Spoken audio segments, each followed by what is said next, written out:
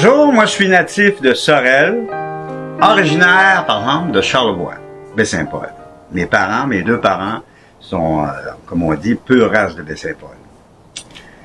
Et nous sommes montés vers Sorel, c'est parce que mon père, c'était à propos de l'industrialisation de Sorel. Et puis mon père était en ingénierie dans l'électricité. Et puis c'est ça. Il travaillait pour les fonderies de Sorel. Ton attirance pour les arts au début de tout? Moi, ma chère Joanne, je vais te dire, ben franchement, je pense qu'on vit au monde de même. J'ai eu beaucoup de mes... Moi, quand j'étais jeune, là, faut dire, j'étais à l'école des sœurs. J'étais avec les sœurs. Moi, mon rêve, c'est d'apprendre le piano. Ma mère, elle voulait rien savoir du piano. Elle disait, non, pas de piano. T'es pas faite pour jouer du piano, c'est pour les filles jouer du piano. Ah, ça là. Puis de fil en aiguille, ben moi, la musique m'a toujours intéressé. Et puis après ça, ben, c'était les arts visuels. Puis surtout, j'avais quelque chose à exprimer. Puis je me suis servi de la musique, oui. Je me suis servi de l'écriture, mais je me sers aussi de la sculpture pour arriver à mes fins. Ça a commencé par l'écriture et la musique. On va dire 12 ans. Qu'est-ce que puis tu la musique, écrivais? 13 ans et tout. J'écrivais toutes sortes d'affaires qui me passaient des affaires personnelles, comme un journal personnel, si on veut. Mais qui s'est développé avec le temps, puis ça a fini par faire une espèce de Bible. C'est parce que là, je vais finir par demander des subventions pour pouvoir le produire. Mais je me trouve encore un peu jeune pour commencer ça. Je vais attendre encore... mettons, je vais attendre 90. J'ai 70, là. Nous sommes en 2025. Oui, exact. Nous sommes à Saint-Philémon dans ta maison. Exactement. Tu as commencé par l'écriture. Oui. Par la suite, ça a été La musique. Le piano. Non, la guitare. Après le piano. Puis différents instruments. Après, la sculpture est venue tranquillement. Moi, à l'école, là, j'aimais pas l'école. C'est pas compliqué. J'aimais vraiment... Moi, je m'ostinais avec les sœurs, tout le temps. Parce que mes frères étaient plus vieux que moi. J'étais jeune. C'est pour ça que je me prénomme Gabriel. Ma mère, je suis comme une révélation pour elle. Puis elle était croyante, hein, mettez-en. Fait qu'elle m'a donné le nom de Gabriel. L'écriture, Ouais. la guitare, Ouais. le piano, Ouais. et l'expression dans tout ça, comment ça se passait? Ça s'exprimait par des désastres. Des désastres. Ma vie jeune là, a été dure. a été vraiment dure. Et comment réagissaient les parents au désastre? Ah, mes parents, moi, c'était d'autres choses. Ma mère, elle m'aimait tellement, là. OK? J'avais 6 ans, 10 ans, 14 ans de différence avec la fratrie, dans la fratrie. Fait que moi, là, je vous le dis, j'ai été couvé par ma mère, mais trop couvé. Puis je faisais ce que je voulais avec ma mère. Hein. Je lui disais n'importe quoi, puis ça rentrait. Là. Mon père, lui, il était pas allé travailler. Mon père travaillait. Il n'avait pas le temps. Est-ce que tu as commencé par l'art sculpture ou la peinture? Non. C'était barbouiller la peinture. C'était l'écriture, mais moi, j'aimais beaucoup de plaisir, puis festoyer. Ça, c'était mon plaisir. J'étais beaucoup rock'n'roll. Bon. Après, quand je me suis assagi juste un petit peu, tu sais, j'ai travaillé. J'ai travaillé dans l'industrialisation aux États-Unis. Mes parents, ils m'ont shippé dans une compagnie, la compagnie s'appelait Bechtel. Ils m'ont donné un bagage là, ils m'ont fait subir des cours de soudure. Puis là, ils m'ont envoyé là-bas dans le nucléaire. Fait que j'ai été là-bas une secousse, là, il y avait la paix pendant ce temps-là, puis je me suis ressagi. Ça fait que là, un moment donné, de fil en aiguille, c'est emmené. Puis là, un moment donné, ben là, j'ai eu une première épouse. La première épouse, là, ça fonctionnait vraiment pas. J'étais jamais chez nous. Après, j'ai connu ma deuxième épouse, celle qui vient de décéder avec moi, là.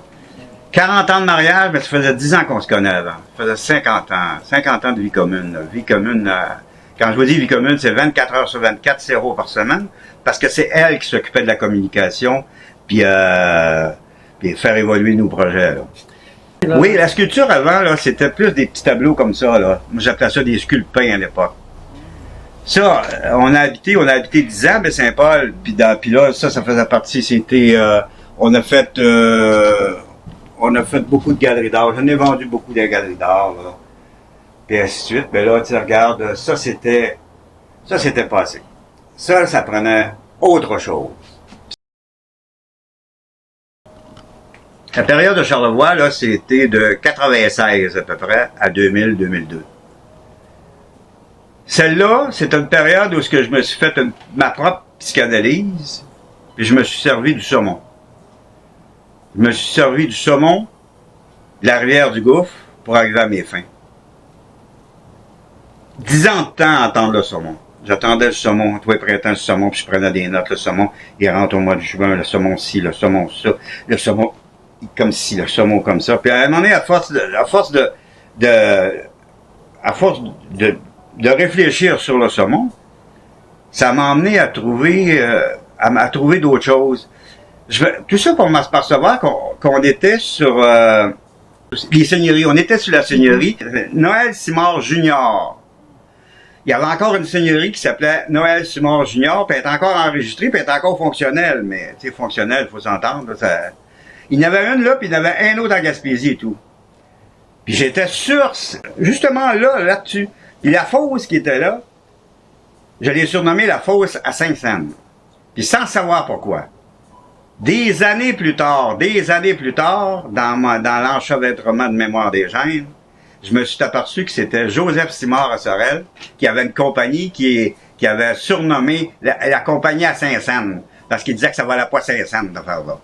Puis la fosse, voyez-vous, dans une mémoire qui est temporelle, là, j'ai surnommé la fosse à Sainte-Saëns. Eh oui. Puis là, c'est là qu'est parti Mémoire des gènes, mon projet Mémoire des gènes, que ça fait 35 ans qu'on travaille sur le projet Mémoire des gènes. À propos du saumon. À force de manger du saumon, là, on est devenus comme des saumons. On a descendu le fleuve, on s'est en allé vers le Bois-Saint-Laurent. Après ça, on s'est allé vers la Gaspésie. Puis après ça, j'ai présenté des projets en Charente. Puis il y a des projets en Charente, comme le tableau que vous voyez là, celui-là, là. C'est pour ça que ça, c'est une collection. Ça, c'est à nous autres, c'est personnel. Une collection personnelle qu'on a tout le temps gardée. Il y a 256 papillons dessus. Ces 256 papillons-là, les papillons monarques, ça, c'est le début, le balbutiement du projet Mémoire des gènes, qui nous a emmenés en France sur un projet qui avait 4 étages, sur 4 personnalités, 4 étages, 4 nationalités. Ça faisait 256 personnifications, si on veut. Fait que c'était la suite de tout ça, là. Peut-être 7-8 ans. Ça, c'était fait en 96-97. Puis moi, ce que je vous dis là, le projet, voyez-vous, c'est en 2007. 2004? Non, 2007. Ouais, le projet, là, pour le premier projet pour la France, est en 2007. Et puis là, une drôle de chose, quand on est arrivé au dévoilement de 4x4 en France, plus précisément à Bréville. Bréville, c'est pour situer Bréville, un petit peu, c'est à quelques kilomètres de Cognac. À un moment donné, au dévoilement, le dimanche après-midi, j'ai dit, là, check bien ça, l'énergie de mes ancêtres va me guider jusqu'à mon lieu de source. Il y en a un qui crie, Gabriel, t'es l'élu! Là, je me reviens d'abord, je dis à Max, c'est qui c'est ça? Max a dit, attends un peu, je vais aller voir. Fait que ça, on va le voir. C'était le maire de Puy-Moyen. Puy-Moyen, c'est la source des Simards d'Amérique. C'est de là qu'ont parti en 1656 Pierre et Noël Simard pour l'aventure Nouvelle-France. J'ai dit, garde ben, il y en a qui disent qu'il n'y a pas d'hasard. C'est vrai qu'il n'y a pas d'hasard, il y a de la foi, par exemple. La foi, ça, c'est croire en quelque chose qu'on voit pas, mais qui arrive. C'est vrai, c'est là. Ça fait que j'avais comme une foi là-dedans, là, la foi des ancêtres, puis le retour aux sources, puis les saumons, surtout les saumons, puis mon lieu de frais. Ça fait que là, mon projet, une année plus tard, je présente le projet, Le projet était pour messager de relais, le retour. Là, tout ça, c'est pas fait comme ça. On a revendiqué nos terres. Parce qu'ils ont parti en 1656 pour la Nouvelle-France, mais ils ont la dame qui était mariée avec Pierre Simard a déclaré qu'il était décédé. Ils n'ont pas eu de nouvelles. Mais là, les terres, là, vu qu'il n'y avait pas eu de nouvelles, les terres étaient restées latentes. À un moment donné, moi, j'ai eu comme l'idée, j'ai dit, on va revendiquer nos terres, on va demander nos terres, là, tu sais. Fait que là, avec les archives d'Angoulême, Ségolène Royal est embarqué dans la game, tout ça. Là, ils se sont aperçus que oui, les terres en avant de la mairie de Puy-Moyen, la terre qui était là, c'était la terre à Pierre et Noël Simard. Fait que pour réavoir nos terres, j'ai réalisé une sculpture sur 21 jours qui a compensé là, philosophiquement là, pour les taxes impayées. Puis ils nous ont remis les terres. Maintenant, ça s'appelle l'espace Simard. Puis je me suis déclaré cette journée-là empereur des Cimards d'Amérique. mais tu sais, regarde, mon messager de relais, là, c'était exactement ça. Moi, j'ai dit, regardez, nous sommes des Charentais. Mais on est des Charentais enrichis à l'érudit des Premières Nations. On est grandés sur la terre, parce que avant 1673, ici au Québec, là, on avait le droit de se marier avec les Premières Nations. C'était à partir de 73 qu'ils ont tout coupé, ils ont dit, là, les prochains qui se marient avec les Premières Nations, là, excommunication. Fait que tous ceux qui sont avant, là, eux autres, ils ont toutes une souche en dedans d'eux autres. On a tout en dedans de nous autres, là, on a toute cette mémoire-là, la mémoire des Premières Nations. Puis nous autres, c'était les Wendat. C'est pour ça Baie-Saint-Paul. Vous allez me dire, pourquoi est-ce que Baie-Saint-Paul, les Cimards à Baie-Saint-Paul? Ben, c'était simple. Les Wendat, ils présentaient leurs jeunes filles, 14-15 ans, puis ils donnaient leurs jeunes filles. Ils partaient de la peste noire en France, avec les guerres de religion et tout ça, puis ils arrivent ici, paradis terrestre, avec une jeune fille de 15 ans, imaginez-vous. Fait que là, ils ont fait traverser l'autre côté des montagnes, à Baie-Saint-Paul, le paradis terrestre. Il y avait les saumons, les rivières à saumon. Puis, vous avez vu le paysage de Baie-Saint-Paul, puis tout ça? Ben, c'est ça. Puis là, les autres, tout le monde avait peur de traverser pour Baie-Saint-Paul. Puis le surnom là, des Baie-Saint-Paulois, c'était les loups de la baie. Les loups, parce qu'il y a la légende en Europe, là, les loups, là, c'était peurant, les loups, là. Ils s'attaquaient au monde, là, puis tout le monde avait peur des loups. Ça fait que Baie-Saint-Paul, en disant les loups de la baie, ils venaient d'éviter une gang, hein, ils ont appelé à bord. C'est pour ça que Baie-Saint-Paul, ça avait toujours resté spécial. C'est un monde en soi, Baie-Saint-Paul. Oui. Pour en revenir à la sculpture. Oui. Oui. Ton évolution là-dedans, comment? Elle fait partie de l'évolution. Elle fait partie de ton évolution, mais entre-temps, est-ce que tu sculptais toujours ou tu as eu une période de plus productive? Non, ça n'a jamais été productif. J'ai rien à vendre, en fait. Ça, là, les premières, ça, oui, c'était à vendre. Au commencement, là, on avait ça à vendre. Là, je me suis aperçu les dîners. Non. Ça, vendre ça, là, non, je ferais jamais. Non. C'était trop complexe, la patente. Non, j'ai dit, à la place, là, pas à la place. J'ai dit, j'ai d'autres choses à faire. Puis là, c'est là qu'il est arrivé mon mentor qui a joué dans la game, là. Mon mentor, c'était Denis Eppel, Maurice Harvey, là. Il vient de mourir, Maurice Harvey, de Saint-Jean-Port-Joli. Les autres, c'était mes mentors. Ça, là, qu'est-ce que je vous dis là, c'est à partir de l'an 2000-2002. J'étais avec eux autres, ils m'ont tout appris. De l'art, de la découpe assis, c'est ça, là, tu sais. Comment faire, puis comment faire un spectacle assis, là, tu sais. Fait que, moi, je l'avais plus qu'eux autres. Moi, c'était encore pire qu'eux autres. Moi, c'était vraiment avec une démarche artistique, et puis un fil, le fil d'Ariane. Mes sculptures, c'est tout un fil d'Ariane. C'est un pressenti, hein. Mes œuvres, c'est toutes des pressentis, c'est quelque chose qui se passe après, bien après. Après coup, mettons comme celle-là, celle que je vous disais tantôt, là, les deux corbeaux, là, puis la main, là. Ça s'est passé bien avant que ça arrive, là. La mort de ma belle-sœur, mon beau-frère, puis l'espérance, c'est pourquoi l'espérance puis la croix, à Caen, c'était mon épouse, qui est décédée dernièrement. Eh oui. Moi, je vois beaucoup de mains dans tes sculptures. C'est quoi le symbole? OK. quand j'avais à peu près, on va dire, j'avais 23 ans, il y avait un monsieur qui travaillait le bois pas loin de chez nous. Fait qu'à un moment donné, de fil en aiguille comme ça, je commence à travailler le bois là, pour lui donner un coup de main là, quand il y avait beaucoup d'ouvrages.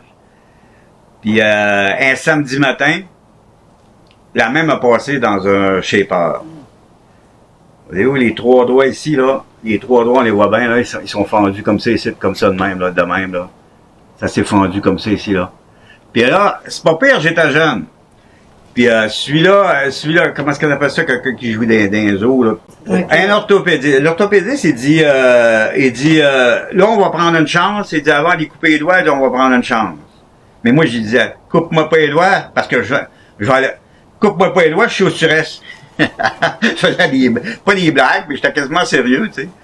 Fait qu'il dit, de toute façon, il dit, on va l'essayer, on va y former les doigts de même, là. Puis il dit, si ça prend pas, ben, puis il dit, il est jeune, ça peut te bien reprendre. Ça a repris, puis ça paraît presque plus. Puis ça m'est resté dans l'inconscient, cette histoire-là. Les doigts reviennent tout le temps. Tout le temps, tout le temps, tout le temps, tout le temps. Je veux pas. Je commence quelque chose, à un moment donné, là, hop, il y a des doigts qui sortent. Avant, je m'ostinais avec ça. J'étais à prendre me battre et me demander avec ça, cette histoire-là. À un moment donné, j'ai dit, laisse faire ça, relax, serre-toi-en. Ah ouais, on s'en sert. Fait que des mains, il y en a partout. Là, à l'âge que je suis rendu, à l'étape de vie, ce que je suis rendu, là, je pense pas que ça disparaisse. Je pense pas. Je pense qu'à la place, ça va rempirer. Ça va tout le temps rempirer, cette histoire-là, l'histoire des doigts. Je sais pas sur quel côté que ça va prendre, comment ça va se diriger. Ah oui, c'est vrai.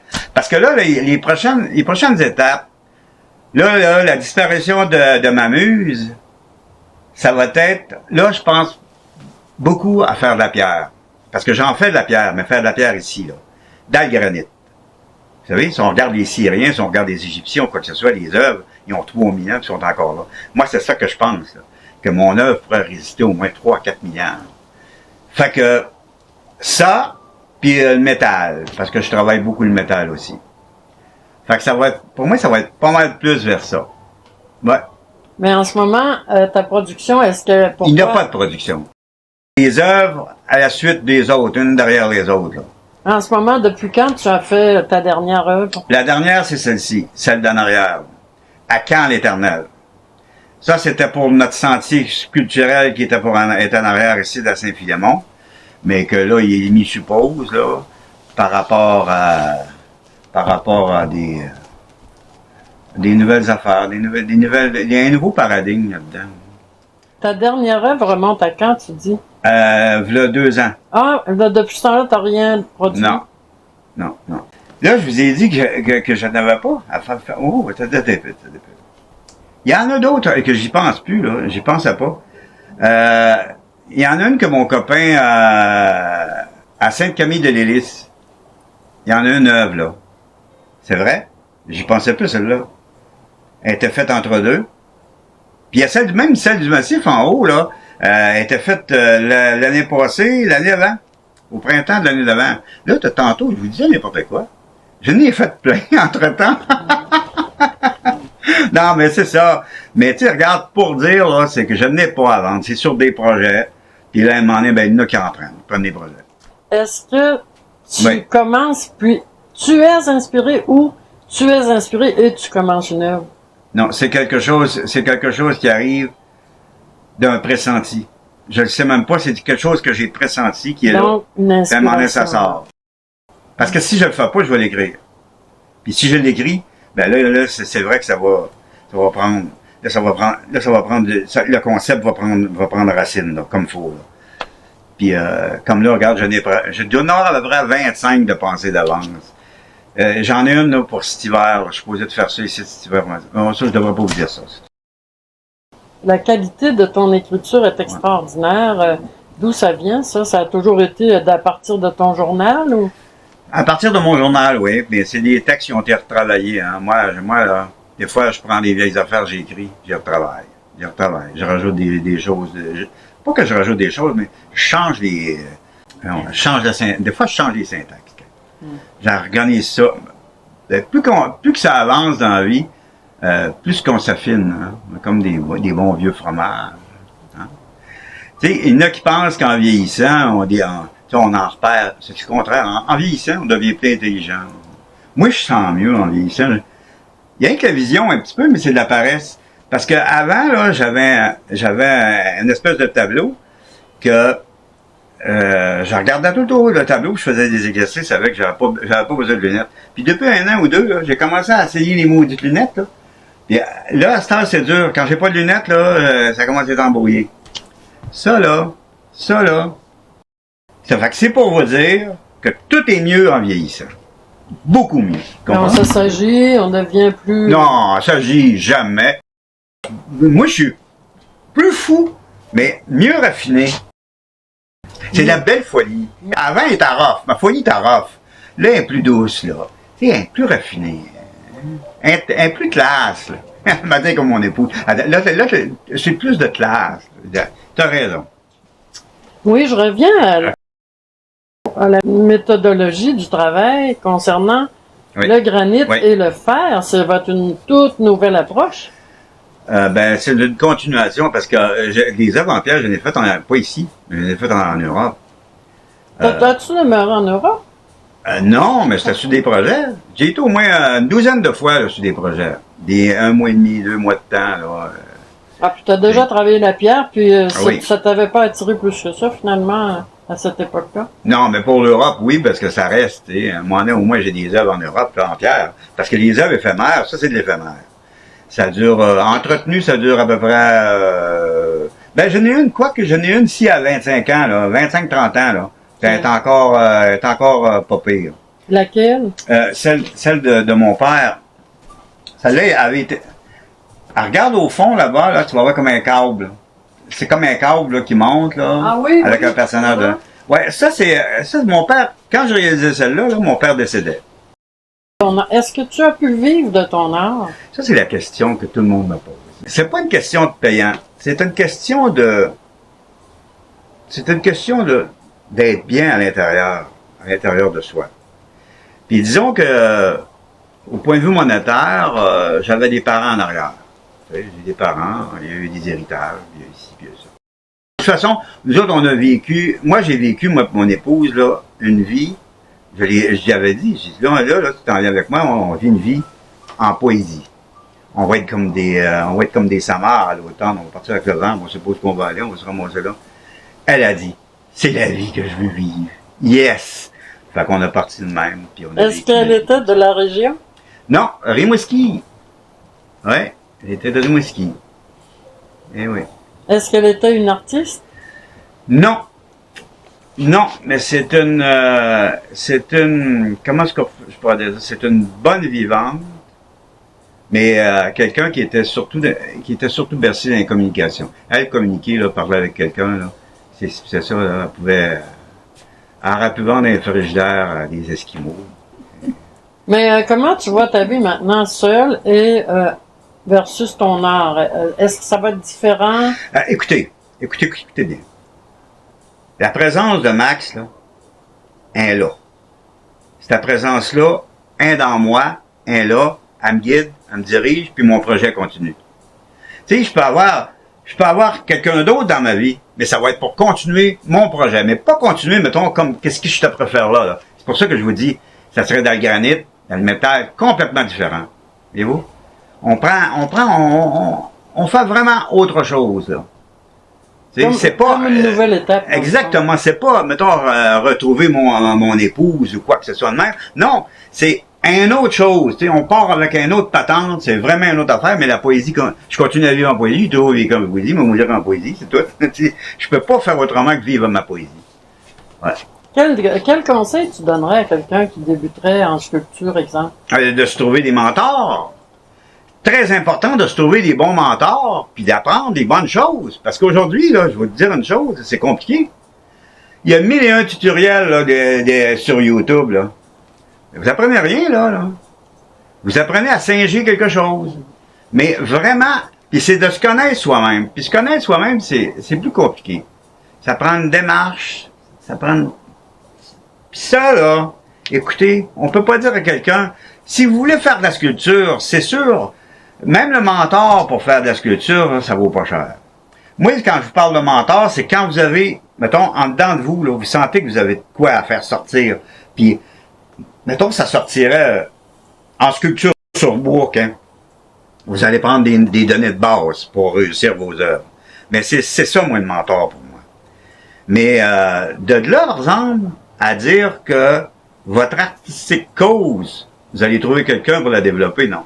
Non, non, non. Oubliez pas ça. Vous allez apprendre quelque chose, vous allez l'enseigner, c'est la seule chose que vous allez faire. Si vous voulez développer votre art, vous allez l'apprendre par vous-même, par votre propre cheminement. As-tu déjà enseigné? Jamais. Tu ne peux pas enseigner? Jamais. Pourquoi? Écoutez, tout le monde est capable de faire.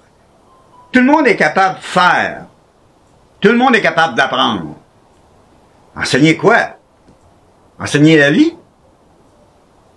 Il l'apprend aux autres même. Il l'a appris, oui, il l'apprend aux autres. Quoi cette histoire-là? Es-tu fier de toi? Moi, je m'aime. Vous l'aurez compris. Je m'aime et je suis très fier de moi. Très fier de moi. Pas que je suis narcissique. Aucun rapport avec le narcissisme. Mais, je sais ce que je fais. Je sais d'où je vais. Je sais comment le faire. Et comme je vais le répéter encore, c'est de la poésie, ma vie est une poésie. J'ai pas honte de le dire. J'ai passé ma vie, moi et Max, en poésie. Le matin, on a des heures pour se lever, puis on a des heures pour souper, puis on a des heures pour se coucher, puis on a... Tu sais, nous autres, là, festoyer, là, c'était très important pour nous, les apéros, puis festoyer. Ben, tu sais, je peux pas faire autrement. Hein. Je continue. Je vais continuer, mais peut-être plus approfondi. Là. Ils vont être plus, un petit peu plus, mettons, comment je pourrais dire, là, je vais mettre plus de sensualité qu'un dans mes choses. Ouais. Je vais être plus attentif à certains petits détails que j'ai échappés avant. Moi, faire quelque chose qui veut rien dire, j'en fais pas. Faire des animaux, voyez-vous, non. Pour ça qu'il y a des droits d'auteur sur mes œuvres. Parce qu'ils parlent, ils veulent dire quelque chose. Si je fais un cheval, je fais une femme comme ça, les droits d'auteur, il n'y en a pas là-dessus. Savez-vous ça qu'il n'y a pas de droits d'auteur là-dessus? Parce que c'est quelque chose qui est commun, que tout le monde fait. Tandis que ça sort de mon imaginaire, ça sort, tu sais, ils vont dire d'une créativité. C'est moi, la créativité, je suis contre le mot créatif, parce que ça sort du créateur, ça sort. Moi, je dis plutôt, c'est innover. Tu sais, j'innove des choses. Tout est là, je rebase tout ça, puis je refais d'autres choses. C'est plutôt d'innovation. Comment tu vois ton futur? Mon futur, il est pas loin mon futur, pour la fin de mon futur. Mais, disons que c'est une continuité. C'est juste une continuité. Je ne sais pas comment ça va être. Je ne sais pas. Aucune idée. Des fois, vous voyez, je vous ai parlé de granit. Je vous ai parlé de métal. Bon, tu mets tout ça ensemble, je sais pas. Un moment donné, un bon matin, me lever, puis ça va être comme ça. Si quelqu'un te commandait quelque chose de précis, est-ce que tu le ferais?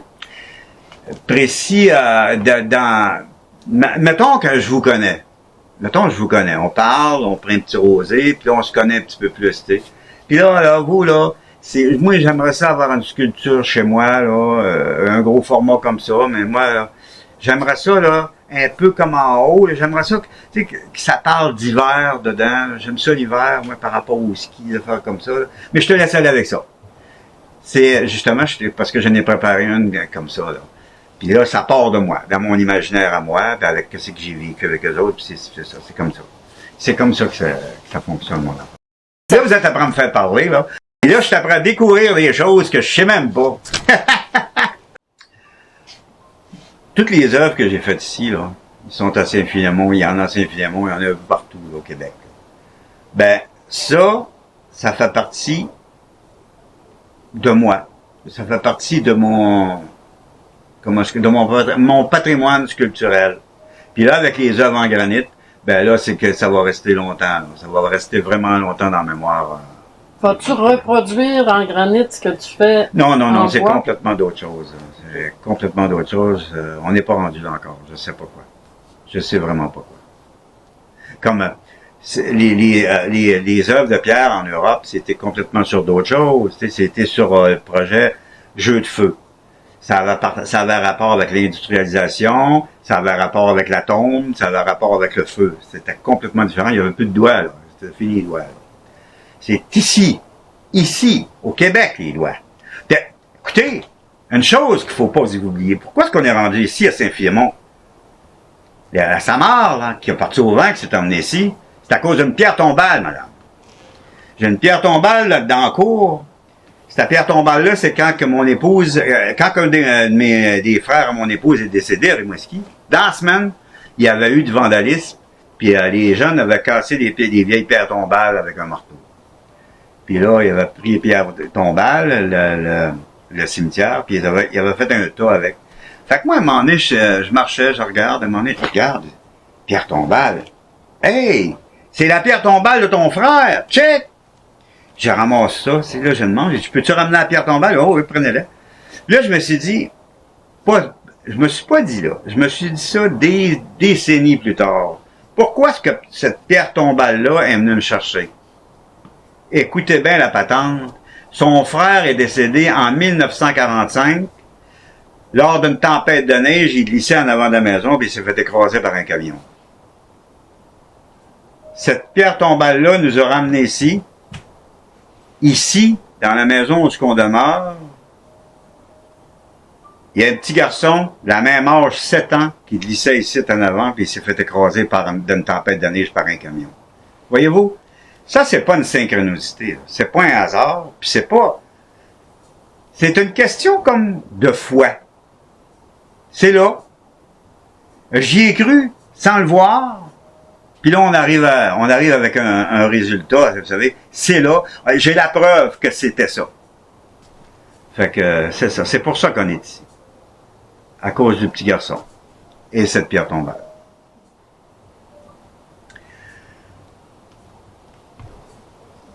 Moi, écoutez, moi je suis pour la suite des choses, dans la suite des choses, et juste pour la suite des choses. Puis mon projet Mémoire des gènes, il se continue, mais avec l'énergie d'Oula.